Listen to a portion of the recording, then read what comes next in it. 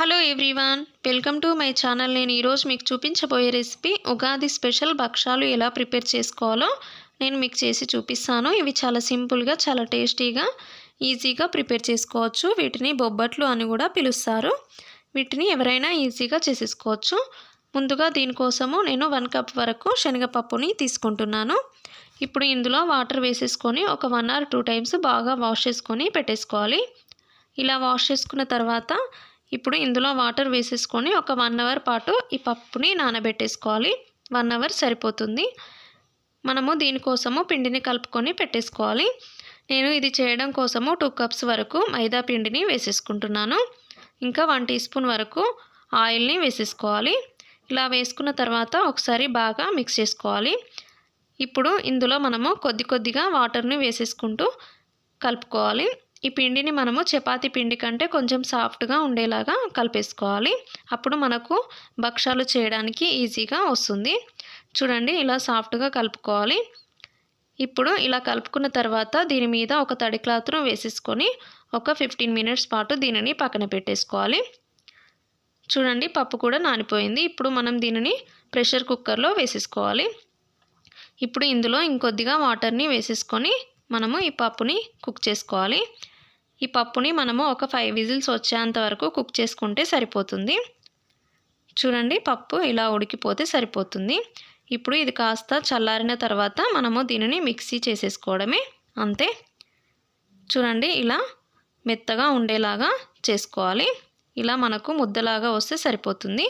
ఇప్పుడు స్టవ్ మీద ప్యాన్ పెట్టేసుకొని ఇందులో షుగర్ వేసుకోవాలి. నేను 1 కప్పు శనగపప్పుకి 1.5 కప్పు వరకు షుగర్ని తీసుకుంటున్నాను. ఇప్పుడు ఇందులో కొద్దిగా వాటర్ని వేసేసుకోండి, సరిపోతాయి. కొంచెం షుగర్ మునిగేంత వరకు వేసుకోండి, మరీ ఎక్కువ ఏం అవసరం లేదు. ఇప్పుడు మనం దీనిని షుగర్ పాకాన్ని ప్రిపేర్ చేసుకోవాలి. ఇది కాస్త లేత పాకం వచ్చేంత వరకు చేసుకోవాలి. ముదురు పాకం ఏం అవసరం లేదు. చూడండి, ఇలా ఉండాలి. మనకు వాటర్లో వేస్తే ఇలా దగ్గరకు వస్తే సరిపోతుంది. ఇప్పుడు మనం ఇందులో ముందుగా గ్రైండ్ చేసి పెట్టుకున్న శనగపప్పుని ఇందులో వేసేసుకొని ఎక్కడ ఉండలు లేకుండా బాగా కలిపేసుకోవాలి. దీనిని ఒకసారి బాగా మిక్స్ చేసుకోండి. ఇప్పుడు మనం ఇందులో కొద్దిగా యాలకుల పొడిని కూడా వేసుకోవాలి. ఒక 1 టీ స్పూన్ వరకు వేసుకోండి, మంచి టేస్ట్ వస్తుంది. ఇది వేసుకున్న తర్వాత ఒకసారి కలిపేసుకొని స్టవ్ ఆఫ్ చేసేసుకోవడమే.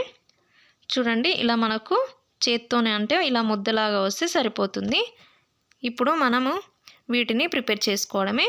ఈ పిండిని ఒకసారి బాగా కలిపేసుకోండి. ఇప్పుడు కొద్దిగా పిండిని తీసేసుకొని ఇలా బాల్స్ లాగా చేసేసుకొని ఈ పిండిని మనము చపాతీ పీట తీసేసుకొని కొద్దిగా ఆయిల్ వేసేసుకొని మనము వీటిని ఫస్ట్ పూరి అంత సైజుని ఒత్తేసుకోవాలి.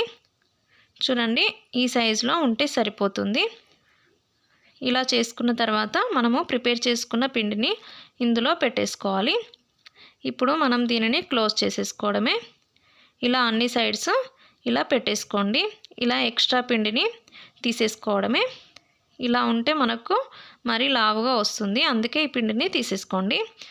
ఇలా చేసుకున్న తర్వాత ఇప్పుడు కొద్దిగా ఆయిల్ పెట్టేసుకొని మనము దీనిని కొద్దిగా ఇలా మెల్లిగా ఒత్తుకోవాలి, లేకపోతే మనకు పిండికి బయటికి వస్తుంది. చూడండి, ఇలా చపాతీ కర్రతో స్లోగా ఒత్తేసుకోండి. ఇప్పుడు మనం చేతితో స్లోగా దీన్ని అన్ని సైడ్స్ ఒత్తుకోవాలి.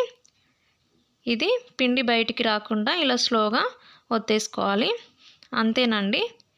ఇలా అన్నిటినీ చేసేసుకొని మనము పక్కన పెట్టేసుకోవాలి. చూడండి, ఇలా అన్నీ చేసుకొని పక్కన పెట్టేసుకోవాలి. ఇప్పుడు స్టవ్ మీద ప్యాన్ పెట్టేసుకొని ఈ ప్యాన్ హీట్ అయ్యాక కొద్దిగా నెయ్యిని వేసేసుకొని వీటిని కాల్చుకోవడమే. మనము నెయ్యి ప్లేస్లో ఆయిల్ కూడా వేసుకోవచ్చు, కానీ నెయ్యి వేస్తే మంచి టేస్ట్గా వస్తుంది. వీటిని 2 సైడ్స్ స్లో టు మీడియం ఫ్లేమ్లో పెట్టేసుకొని మనం వీటిని కాల్చుకోవడమే. చూడండి, ఇలా ఉంటే సరిపోతుంది. ఇప్పుడు మనం వీటిని పక్కన పెట్టేసుకొని మిగతా వాటిని కూడా ఇలానే కాల్చేసుకోవాలి, అంతేనండి. మనము నెయ్యిని వేసుకుంటే మంచి టేస్ట్ వస్తుంది తింటూ ఉంటే, అందుకే నెయ్యిని వేస్తే బాగుంటుంది. ఇప్పుడు ఇలా అన్నీ చేసేసుకొని మనము ఒక ప్లేట్లోకి వేసేసుకొని టేస్ట్ చేయడమే, అంతేనండి. చాలా సింపుల్గా, చాలా టేస్టీగా, చాలా సాఫ్ట్గా వీటిని ఈజీగా ప్రిపేర్ చేసుకోవచ్చు. ఈ వీడియో మీకు నచ్చితే ప్లీజ్ లైక్ చేయండి, షేర్ చేయండి, కామెంట్ చేయండి. Thank you for watching.